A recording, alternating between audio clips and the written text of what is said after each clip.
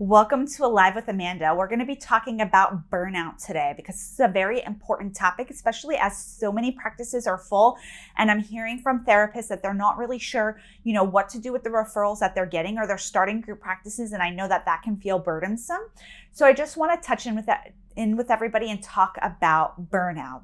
I want to share a little story. One of my sisters is a teacher, and we've been talking so much about burnout with teachers. They are back to the classroom. The students have missed, a time in school. Some of them may, not have the skills because they weren't learning them in person. And all across TikTok, we're seeing teachers really feeling burnt out, quitting, thinking of quitting. And I just think about, first responders, teachers, nurses, doctors, everybody who's been impacted by COVID. And mental health professionals are not, immune from that either. Like I started this, so many practices are full. People are getting a lot of referrals. We're getting inundated. People are needing nighttime weekend appointments that are full. The community mental health centers are full. And I know therapists can get burnt out. We talk about self-care all the time. And I know that's, a cool buzzword. But burnout is different than self-care. And so I really want you to assess, one, if you are doing self-care, and two, if you're getting burnt out. If you're getting burnt out, you really want to take a look at the impact it's having on you and your practice and your clients.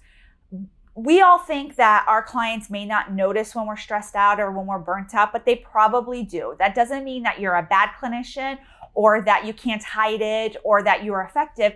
But when you start to get burnt out, things start happening. You start getting late on your notes. You stop doing trainings. You stop taking maybe some extra steps that you would normally take, like collaborating maybe with a psychiatrist.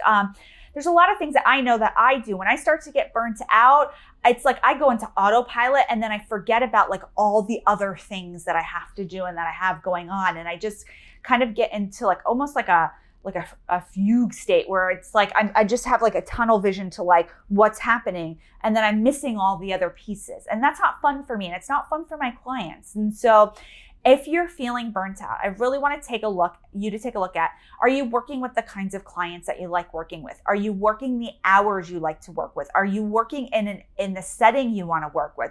What I think is really cool about mental health professionals is that we have a variety of settings we can work in. We can work in community mental health centers, we can work at schools, we can work in hospitals, we can work in private practices, we can work from our home virtually, you can work for an insurance company. Maybe some of those things you're like, no way that would create burnout for me. But I want you to know that you do have some options when it comes to being a mental health professional, that you're not tied into one thing that you do. You have options, and you need to find the option that works best for you. Find the schedule that works best for you. If you usually work late and you're feeling burnt out from that, look for small ways to shift your schedule, even if it's just one day. If you've been working weekends and that feels really laborious to you, think about shifting your schedule from not working Saturdays, or maybe you're working really hard on the weekends or during the week, and you decide, you know what, I'll alleviate some of my caseload during the week so I can run errands and do things, and I'll work half a day on a Saturday. I really want you to think about, how can I make this field work for me? Not, how do I work for this field only? If you work at an agency, maybe it's time to think about leaving your agency and going into private practice. If you're, scared about that, join a group practice that has a really good reputation that you'll get full in quickly. There are a lot of options. It doesn't have to be just one way. You don't just have to, take private pay and have your own solo practice. You can take insurance and be a part of a group practice. You can, do virtual. You can do a hybrid. You have options. So that's really what I wanted the messaging to be today, is as a mental health professional, you have options. And so if you feel backed into a corner, you feel burnt out, your self-care is lacking, I want you to start to explore some of those options. There may be reasons why you can't leave your agency job. There are a lot of reasons why. Maybe you're like, I really need my health insurance. And I totally get that, but maybe there are ways within your agency you can have your needs met. And if it's really not able to happen, then you really have to take a look at, is this agency the right agency for me? Maybe I have to switch agencies. I just don't want people to feel stuck in the mental health world, because I think when we feel stuck, we get stuck. And then what does that do to our clients? Does it make them feel stuck? So how can we unstick ourselves and really focus on being our best selves when it comes to therapy? I want to take a moment to thank our sponsor, TherapyNotes. If you're looking for an electronic health record that can really move your practice forward, you can send reminders to clients, you can send paperwork through their portal, they have a free telehealth option, you can do billing, you can take credit cards. It's a really full service electronic health record. So if you're looking for one to help build your smart practice, be sure to check out TherapyNotes. So going back to the options that therapists have, you have the option to figure out what kinds of clients really, make you excited to go into the office every day. Again, you may just be starting out and you're thinking, I have to work at an agency. And maybe you do have to work at an agency. And I never want to shame anybody for working at an agency.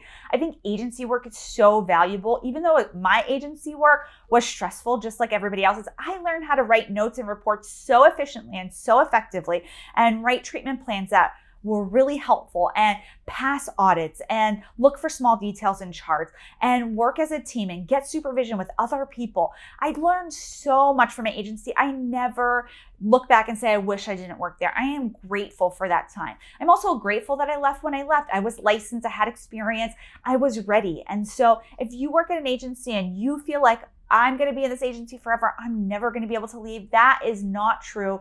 There may be times that it will work out for you. Explore your options, explore private practices. You don't have to leave your agency and start from scratch. Join a group practice. I own a group practice, and one of the reasons I love having a group practice is because it gives people the opportunities to leave their agency or their treatment center or even another group practice that isn't working for them and come somewhere that really works for them, that's really supportive, that provides them with referrals and is really, I think, a great way to do private practice, especially for those who love a collaborative environment. Now, this isn't an ad to join my group practice, but I think group practices are a really good way to bridge agency work to like solo practice work. So you have options, assess your burnout. Let us know how we can help you with that. We're here most days answering your questions. I'll see you soon, everybody. Bye.